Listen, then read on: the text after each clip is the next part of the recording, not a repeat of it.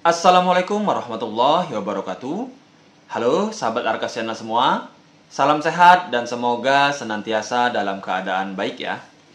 Pada kesempatan hari ini, hari Sabtu tanggal 10 Mei 2025, kembali saya menyapa sahabat Arkasiana semua untuk menyampaikan kabar ya terkait informasi hasil rapat Kementerian Sosial dengan Badan Pusat Statistik yang dilakukan pada hari Jumat kemarin ya, tanggal 9 Mei tahun 2025, di mana informasinya ini sudah dipublikasikan melalui media sosial Instagram Kementerian Sosial maupun website resmi kementeriansosial.co.id.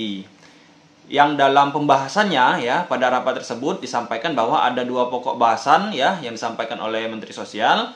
Yang pertama terkait pemuktahiran data DTSen ya yang akan digunakan untuk penyaluran bansos tahap kedua ini, kemudian juga data-data yang terkait ya untuk rekrutmen calon siswa sekolah rakyat. Dan pada website Kementerian Sosial juga ini menyampaikan perkiraan ya kapan penyaluran bansos tahap kedua ini dimulai. Jadi disimak terus videonya sampai akhir agar informasi yang saya sampaikan ini dapat dipahami dan dimengerti secara keseluruhan. Bagi sahabat Arka Channel yang baru menemukan channel saya, mohon dukungannya dengan cara subscribe, like, komen, dan share.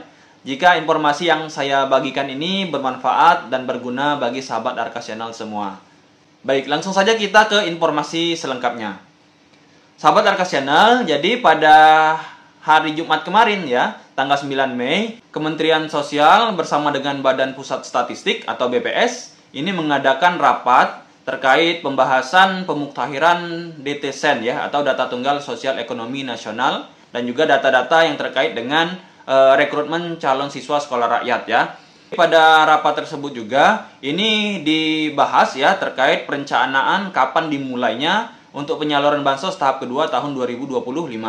Untuk informasi atau berita selengkapnya ini saya bacakan melalui website resmi kementeriansosial.co.id ya. Jadi inti dari beritanya seperti ini ya. Jakarta 9 Mei 2025.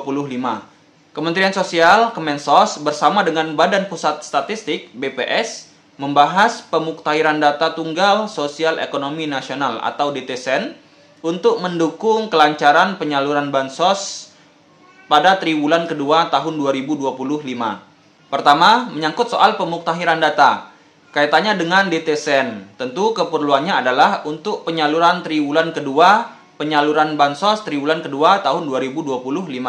Ujar Menteri Sosial Saifullah Yusuf usai bertemu Kepala BPS Amalia Adininggar Widyasanti di kantor Kementerian Sosial Salemba, Jakarta, Jumat pada tanggal 9 Mei. Mensos menekankan bahwa DTSen bersifat dinamis karena setiap hari bisa saja terjadi perubahan data akibat adanya warga yang wafat, lahir, atau pindah domisili. Karena itu, daftar penerima manfaat bansos pun dapat berubah-ubah sewaktu-waktu. Bisa saja ada penerima yang keluar dari daftar karena inclusion error atau sebaliknya. Ada yang masuk karena sebelumnya terkena exclusion error, jelasnya. Untuk memastikan akurasi dan keterbukaan, Mensos mengajak masyarakat ikut aktif mengawasi dan memperbaharui data bansos melalui aplikasi Cek Bansos. Aplikasi ini memungkinkan masyarakat memberikan usulan atau menyanggah data penerima manfaat. Siapapun bisa menyampaikan usulan atau sanggahan melalui aplikasi. Nanti data tersebut akan difinalisasi oleh BPS, kata dia. Terkait jadwal, penyaluran bansos triwulan kedua direncanakan dimulai pada minggu ketiga Mei 2025. Dengan menggunakan data terbaru yang telah diverifikasi dan dimuktahirkan. Dalam kesempatan yang sama, Kepala BPS Amalia Adininggar Widyasanti ya menjelaskan pihaknya bersama Kementerian Sosial melakukan pemuktahiran DTSen dengan berbagai cara. Salah satunya yaitu ground check atau pengecekan langsung di lapangan melalui pendamping PKH. Sekitar 12 juta individu yang dilakukan ground check di lapangan. Lalu selain itu, kami juga melakukan pemuktahiran dengan sumber-sumber data administrasi dan juga dengan data survei sosial ekonomi nasional, survei Angkatan Kerja Nasional, maupun data lain yang kami kumpulkan baru-baru ini, ungkap Amalia. Amalia menyampaikan pihaknya bakal melakukan rekonsiliasi dengan Dinas Dukcapil terkait data-data tersebut. Sehingga informasi yang tercantum dalam DTSEN ini lebih akurat dan menjadi referensi tunggal untuk program-program perlindungan sosial maupun pemberdayaan sesuai arahan Presiden Prabowo Subianto. Berikutnya, tentunya rencana Pak Mensos adalah akan menggunakan DTSEN ini untuk penyaluran bansos di triwulan kedua. Dan DTSEN ini tentunya yang perlu kita catat bersama-sama karena data tunggal sosial ekonomi nasional ini adalah terkait dengan data manusia, sehingga pasti akan dinamikanya tiap hari akan berubah, kata Amalia. Amalia menegaskan pihaknya siap mendukung dan bekerja sama dengan Kementerian Sosial dalam pemuktahiran DTSEN secara berkala. Tentunya BPS akan selalu mendukung dan siap terus mendukung dari pusat, provinsi, kabupaten, kota untuk berkolaborasi selalu, kata dia. Jadi, seperti itu ya untuk informasi yang disampaikan melalui website resmi Kementerian Sosial ya. Dan pada intinya kita bisa analisa di sini ya, saat ini memang sedang dilakukan pemuktahiran data oleh BPS yang menggunakan dari berbagai sumber ya. Yang pertama ini dapat kita lihat tadi disampaikan oleh Kepala BPS ya. Jadi dari hasil ground check oleh pendamping sosial. Kemudian Susenas ya atau Survei Sosial Ekonomi Nasional. Kemudian diambil data juga dari Sakernas atau Survei Angkatan Kerja Nasional. Kemudian SNLIK juga diambil di situ pada paparannya, Survei Nasional Literasi dan Inklusi Keuangan. Kemudian juga data administrasi, Dapodik dan lain-lain ya. Jadi terkait pemuktahiran data ini yang dilakukan BPS ini tidak hanya mengambil dari hasil ground check yang dilakukan oleh pendamping. Jadi ada berbagai macam sumber data yang dikumpulkan oleh BPS untuk melakukan pemuktahiran data. Sehingga data yang akan digunakan di penyaluran bansos tahap kedua ini memang sesuai dengan kondisi yang ada di lapangan ya. Dan memang diharapkan tepat sasaran ya. Selanjutnya terkait kapan dimulainya untuk penyaluran bansos di tahap kedua tahun 2025 ini ya. Periode April, Mei, Juni ya.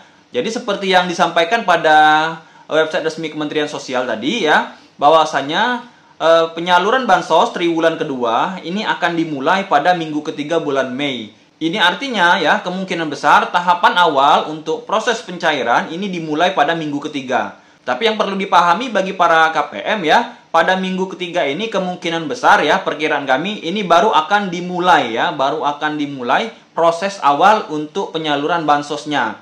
Seperti pada PKH ya ada tahapan-tahapan sendiri. Mulai dari penentuan KPM, evaluasi komponen, final closing, ya, SP2D, SPM sampai ke SI, ini kemungkinan besar minggu ketiga ini baru akan dimulai untuk penentuan KPM ya. KPM mana saja yang akan tetap mendapat bansos PKH.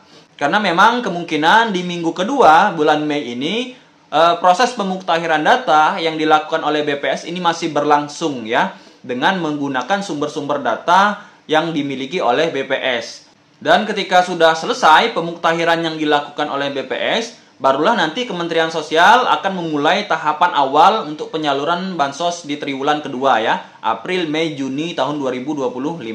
Jadi sekali lagi tetap bersabar bagi para KPM ya, menunggu proses tahapan awal untuk penyaluran PKH maupun bansos yang lain ini dimulai di triwulan kedua ya. Karena memang saat ini DTSEN masih dilakukan proses pemuktahiran data dengan berbagai sumber yang dimiliki oleh Badan Pusat Statistik ya. Kemudian selanjutnya terkait data-data yang menjadi ya sumber utama untuk calon siswa sekolah rakyat atau rekrutmen sekolah rakyat, ini memang pada intinya sesuai dengan arahan Menteri Sosial yang menjadi prioritas utama ini siswa yang keluarganya berada pada desil 1 ya. Tentunya memang berdasarkan hasil dari pemuktahiran yang dilakukan oleh BPS menyatakan bahwa memang calon siswa yang akan masuk ya pada desil 1 ya. Mungkin ini saja informasi yang bisa saya sampaikan. Terima kasih atas segala perhatiannya. Saya akhiri. Wassalamualaikum warahmatullahi wabarakatuh.